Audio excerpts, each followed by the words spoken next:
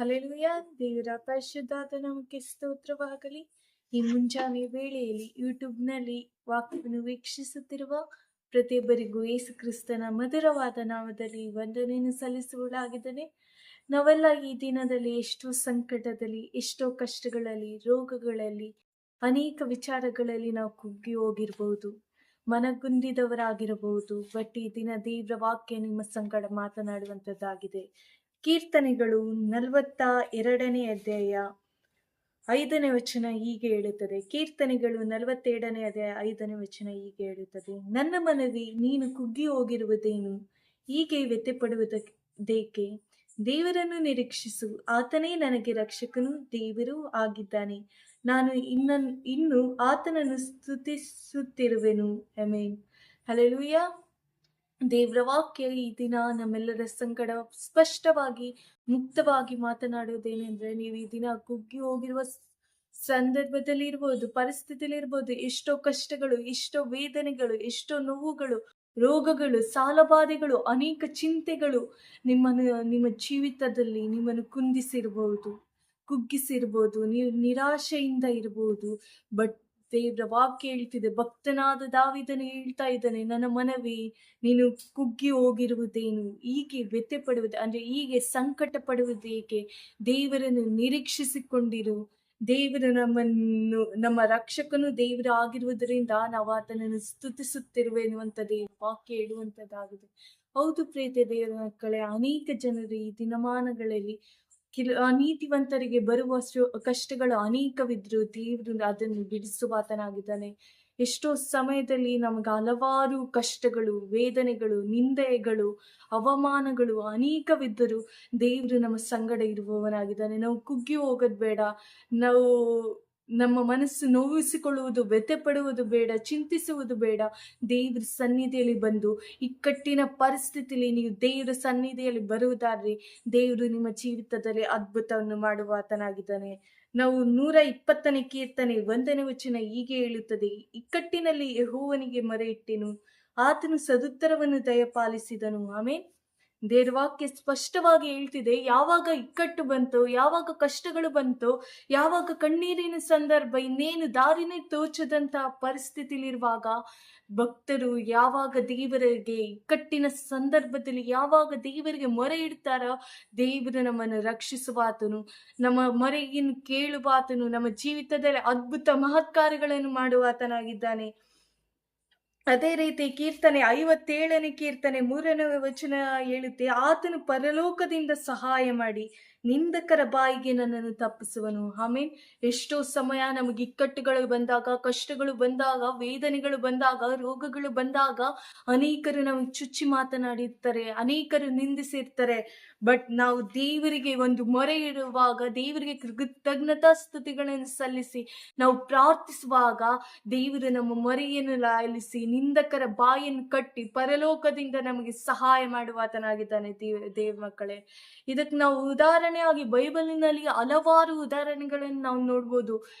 ಎಷ್ಟೊಂದು ಜನ ನೇಮ್ಗಳು ಮೆನ್ಷನ್ ಆಗಿದೆ ಬೈಬಲಲ್ಲಿ. ಅದು ಮೆನ್ಷನ್ ಆಗಿದೆ ಅಂದ್ರೆ ಅವರು ಸಾಧಾರಣವಾಗಿ ಅವರ ನೇಮ್ಗಳು ಬೈಬಲಲ್ಲಿ ಮೆನ್ಷನ್ ಆಗಿಲ್ಲ. ಪ್ರೀತಿಯ ದೇವ ಮಕ್ಕಳೇ, ಅಬ್ರಾಮ್ ಆಗಿರ್ಬೋದು, ಯಾಕೋಬನಾಗಿರ್ಬೋದು, ಯೋಸೆಫನಾಗಿರ್ಬೋದು, ಯೋಬನಾಗಿರ್ಬೋದು, ದಾನಿಯೇಲನು, ಎಲ್ಲ ಪ್ರಾರ್ಥನೆ ವೀರರಾಗಿರ್ಬೋದು, ಎಲ್ಲರ ಒಂದು ಜೀವಿತದಲ್ಲಿ ಆಶೀರ್ವಾದವನ್ನು ಕಾಣುವುದಕ್ಕಿಂತ ಮುಂಚೆ ಅವರು ಕಷ್ಟಗಳನ್ನು, ಎಷ್ಟೋ ನಿಂದೆಗಳನ್ನು, ಅವಮಾನವನ್ನು, ಕಣ್ಣೀರನ್ನು, ಶೋಧನೆಗಳನ್ನು, ಪರಿಶೋಧನೆಗಳನ್ನು ದಾಟಿ ದೇವರ ಒಂದು ಸನ್ನಿಧಿಯಲ್ಲಿ ಮೊರೆ ಇಟ್ಟು ಆಶೀರ್ವಾದವನ್ನು ಹೊಂದಿಕೊಳ್ಳುವುದನ್ನು ನೋಡ್ತೀವಿ. ಕಷ್ಟ ಬರ್ತಿದೆಯಾ ನಿಮ್ಮ ಜೀವಿತದಲ್ಲಿ? ವೇದನೆ ಬರ್ತಿದೆಯಾ? ದುಃಖಗಳು ಬರ್ತಿದಾವ? ಸಮಸ್ಯೆಗಳು ಬರ್ತಾ ಇದೆಯಾ? ದೇವರ ಮುಂದೆ ಮೊಣಕಾಲೂರಿ ಪ್ರಾರ್ಥನೆ ಮಾಡಿ ದೇವರ ಮಕ್ಕಳೇ, ದೇವರು ಬಿಡುಗಡೆಯನ್ನು ಕೊಡುವಾತನಾಗಿದ್ದಾನೆ. ನಾವು ಕಷ್ಟಗಳನ್ನು ನೋಡಿ ಎದುರೋದು ಬೇಡ. ಒಂದು ದುಃಖಗಳನ್ನು, ವ್ಯಾಧಿಗಳನ್ನು, ಸಮಸ್ಯೆಗಳನ್ನು, ಶೋಧನೆಗಳನ್ನು, ಪರಿಶೋಧನೆಗಳನ್ನು ನೋಡಿ ಎದುರೋದು ಬೇಡ. ನಾವು ಏನ್ ಮಾಡ್ತೀವಿ ಗೊತ್ತಾ? ನಮ್ಮಲ್ಲಿರುವ ಕಷ್ಟಗಳನ್ನು, ಸಮಸ್ಯೆಗಳನ್ನು ನಮ್ಮ ಜೀವಿತದಲ್ಲಿ ನಾವು ದೊಡ್ಡದೆಂದು ಭಾವಿಸ್ತೀವಿ. ಬಟ್ ನಾವು ನಮ್ಮ ಜೀವಿತದಲ್ಲಿರೋ ಪರಲೋಕದಲ್ಲಿ ಆಸೀನರೂಢನಾಗಿರುವ ಆತನು ನಮ್ಮ ಪರಲೋಕದ ತಂದೆಯು ಅವೆಲ್ಲವುಗಳಿಗಿಂತ ದೊಡ್ಡವನಾಗಿದ್ದಾನೆ. ನಮಗೆ ಈ ಲೋಕದಲ್ಲಿ ಕಷ್ಟಗಳು, ಸಂಕಟಗಳು, ವೇದನೆಗಳು, ದುಃಖಗಳು ಇದೆ ಪ್ರೀತಿಯ ದೇವರ ಮಕ್ಕಳೇ. ದೇವರ ಮಕ್ಕಳಾದ ನಮಗೆ ಅನೇಕ ಕಷ್ಟಗಳು, ವೇದನೆಗಳಿದೆ, ಸಮಸ್ಯೆಗಳಿದೆ. ಆದ್ರೆ ಈ ಲೋಕವನ್ನು ಜಯಿಸಿದಂತ ದೇವರು, ಈ ಲೋಕವನ್ನು ಜಯಿಸಿದಂತ ಕರ್ತನು ನಮ್ಮ ಸಂಗಡಿ ಇರುವ ಆತನಿಗೆ ನಾವು ಮೊರೆ ಇಡುವಾಗ ದೇವರ ಆ ಕಷ್ಟದಿಂದ, ಆ ಒಂದು ವೇದನೆಯಿಂದ, ಆ ನೋವಿನಿಂದ ನಮಗೆ ಬಿಡುಗಡೆಯನ್ನು ಮಾಡುವಾತನಾಗಿದ್ದಾನೆ. ನಾವು ಉದಾಹರಣೆಗಾಗಿ ನಾವು ಅಪೊಸ್ತಲ ಕೃತ್ಯಗಳು 16ನೇ ಅಧ್ಯಾಯ 24ರಿಂದ 27ನೇ ವಚನವನ್ನು ನಾವು ನೋಡುವಾಗ ದೇವರ ವಾಕ್ಯ ಹೀಗೆ ಹೇಳುತ್ತದೆ: ಅವನು ಇಂಥ ಅಪ್ಪನೆಯನ್ನು ಹೊಂದಿ ಅವರನ್ನು ಸೆರೆಮನೆಯ ಒಳಕೋಣೆಯಲ್ಲಿ ಹಾಕಿ ಅವರ ಕಾಲುಗಳಿಗೆ ಕೋಳವನ್ನು ಹಾಕಿ ಬಿಗಿಸಿದನು. ಮಧ್ಯರಾತ್ರಿಯಲ್ಲಿ ಪೌಲನು ಸೀಲನು ಪ್ರಾರ್ಥನೆ ಮಾಡುವವರಿಗಾಗಿ ದೇವರಿಗೆ ಸ್ತುತಿ ಪದಗಳನ್ನು ಹಾಡುತ್ತಿದ್ದರು. ಸೆರೆಮನೆಯಲ್ಲಿದ್ದವರು ಲಕ್ಷ್ಯವಿಟ್ಟು ಕೇಳುತ್ತಿದ್ದರು. ಆಮೇಲೆ ಆ ಒಂದು ಪೌಲ ಸೀಲರನ್ನು ಸೆರೆಮನೆಗೆ ಹಾಕಿಸಲ್ಪಟ್ಟಂತ ಪರಿಸ್ಥಿತಿಯಲ್ಲಿ ಅವರಿದ್ದಾರೆ. ಅವರಿಗೆ ಕಾಳುಗಳಿಗೆ ಕೋಳವನ್ನು ಹಾಕಿ ಅವರನ್ನು ಕಟ್ಟು ಹಾಕಿ ಬಂಧನದಲ್ಲಿ ಅವರಿದ್ದಾರೆ. ಅವರಿಗೆ ಹೊಡೆದಿದ್ದಾರೆ. ಆ ನೋವಿನಲ್ಲೂ ವೇದನೆಯಲ್ಲೂ ಆ ಮಧ್ಯರಾತ್ರಿ ಸಂದರ್ಭದಲ್ಲಿ ನೀವು ಆಗಿದ್ರೆ ಆ ನೋವನ್ನ ನಾವು ಸಹಿಸ್ಕೊಂಡು ನಾವು ಮಲಗಿರ್ತಿದ್ವಿ. ಬಟ್ ಅವ್ರು ಮಲಗ್ಲಿಲ್ಲ ಪ್ರೀತಿಯ ದೇವರ ಮಕ್ಕಳೇ. ಅವ್ರು ಗುಣಗುಟ್ಲಿಲ್ಲ. ಅವರು ತಮ್ಮ ಕಷ್ಟವನ್ನು, ಆ ಒಂದು ನೋವನ್ನು ದೊಡ್ಡದೆಂದು ಭಾವಿಸ್ಲಿಲ್ಲ.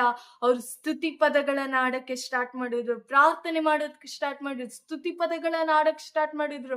ಅವ್ರು ಸ್ತುತಿ ಪದಗಳನ್ನ ಆಡುವಾಗ ಆ ಸೆರೆಮನೆಯಲ್ಲಿ ಇದ್ದ ಅನೇಕರು ಅವರನ್ನು ಲಕ್ಷ್ಯವಿಟ್ಟು ನೋಡುವಂತವರು, ಕೇಳುವಂತವರ ನಾವು ಕಾಣಬಹುದು.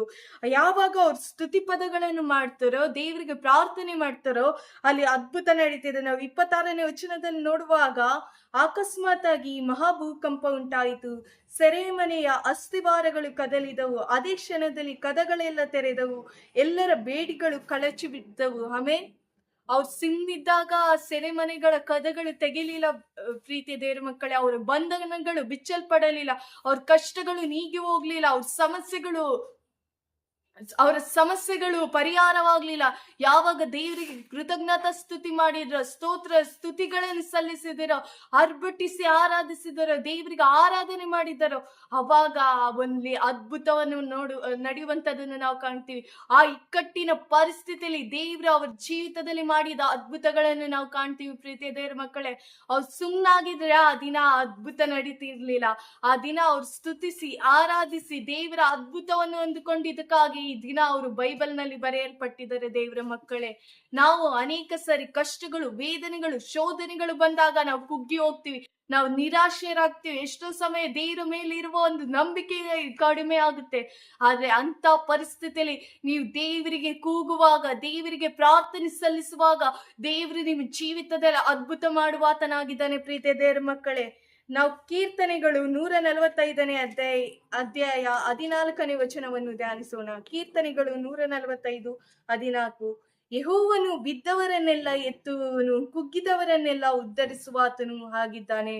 ಈ ಕ್ಷಣದಲ್ಲಿ ಎಷ್ಟೋ ಜನ ನಾವು ನಂಬಿಕೆಯಿಂದ ಬಿದ್ದು ಹೋಗಿದ್ದೀವಿ. ಎಷ್ಟೋ ಜನ ನಾವು ಒಂದು ಕಷ್ಟಗಳಿಗೆ ಸೋತು, ಆ ಒಂದು ಸಮಸ್ಯೆಗಳಿಗೆ ಸೋತು ದೇವರನ್ನು ಅಗಲಿ ಬಿಟ್ಟಿದ್ದೀವಿ. ಎಷ್ಟೋ ಜನ ನಂಬಿಕೆ ಕಮ್ಮಿ ಆಗಿದೆ. ಎಷ್ಟೋ ಜನ ಕುಗ್ಗಿ ಹೋದಂತ ಪರಿಸ್ಥಿತಿಯಲ್ಲಿ ಇದೀವಿ. ಎಷ್ಟೋ ಜನ ನಿರಾಶೆಯ ಪರಿಸ್ಥಿತಿಯಲ್ಲಿ, ದುಃಖದ ಪರಿಸ್ಥಿತಿಯಲ್ಲಿ, ಜೀವನದಲ್ಲಿ ವ್ಯಥೆ ಪಡುವ ಒಂದು ಪರಿಸ್ಥಿತಿಯಲ್ಲಿ ಇದೀವಿ ದೇವರ ಮಕ್ಕಳೇ. ನಾವು ಈ ಕ್ಷಣದಲ್ಲಿ ನಾವು ದೇವರ ಮುಂದೆ ನಮ್ಮನ್ನು ನಾವು ಒಪ್ಪಿಸಿಕೊಡೋಣ. ಹೇಗೆ ಎಲ್ಲರೂ ಕಷ್ಟಗಳು ಬಂದಾಗ, ಶೋಧನೆಗಳು ಬಂದಾಗ, ಒಂದು ಪರಿಶೋಧನೆ ಬಂದಾಗ ತಮ್ಮನ್ನು ತಾವು ತಗ್ಗಿಸಿಕೊಂಡ್ರ ದೇವರ ಮುಂದೆ ತಮ್ಮನ್ನು ತಾವು ಒಪ್ಪಿಸಿಕೊಟ್ಟು ಸ್ತುತಿ ಪದಗಳನ್ನ ಆಡಿ ದೇವರಿಗೆ ಮೊರೆ ಇಟ್ಟರ, ಅದೇ ರೀತಿ ನಾವು ದೇವರಿಗೆ ಈ ಕ್ಷಣದಲ್ಲಿ ಮೊರೆ ಇಡುವುದಾದರೆ ಪ್ರೀತಿಯ ದೇವರ ಮಕ್ಕಳೇ, ದೇವರು ಈ ಕ್ಷಣ ನಿಮ್ಮನ್ನು ಕಷ್ಟಗಳಿಂದ ಬಿಡಿಸುವಾತನೇ ಆಗಿದ್ದಾನೆ, ಸಮಸ್ಯೆಗಳಿಂದ ಬಿಡಿಸುವಾತನಾಗಿದ್ದಾವೆ. ನೀವು ಕುಗ್ಗಿ ಹೋದಂತ ಪರಿಸ್ಥಿತಿಯಲ್ಲಿ ಇದ್ರೆ ದೇವರು ಈ ಕ್ಷಣ ನಿಮ್ಮ ಸಂಗಡ ಮಾಡ್ತಾ ಇದ್ದಾರೆ. ದೇವರು ನಿಮ್ಮನ್ನು ಬಲಪಡಿಸುವಾತನಾಗಿದ್ದಾನೆ. ಕುಗ್ಗಿ ಹೋದವರನ್ನು ಮೇಲು ಎತ್ತುವವನಾಗಿದ್ದಾನೆ. ನಾವೆಲ್ಲರೂ ದೇವರ ವಾಕ್ಯದ ಮುಂದೆ ನಾವೆಲ್ಲರೂ ನಮ್ಮನ್ನು ನಾವು ತಗ್ಗಿಸಿಕೊಳ್ಳೋಣ. ನಾವೆಲ್ಲರ ಕಣ್ಣುಗಳನ್ನು ಮುಚ್ಚಿಕೊಂಡವರಾಗಿ ನಾವು ಪ್ರಾರ್ಥಿಸೋಣ.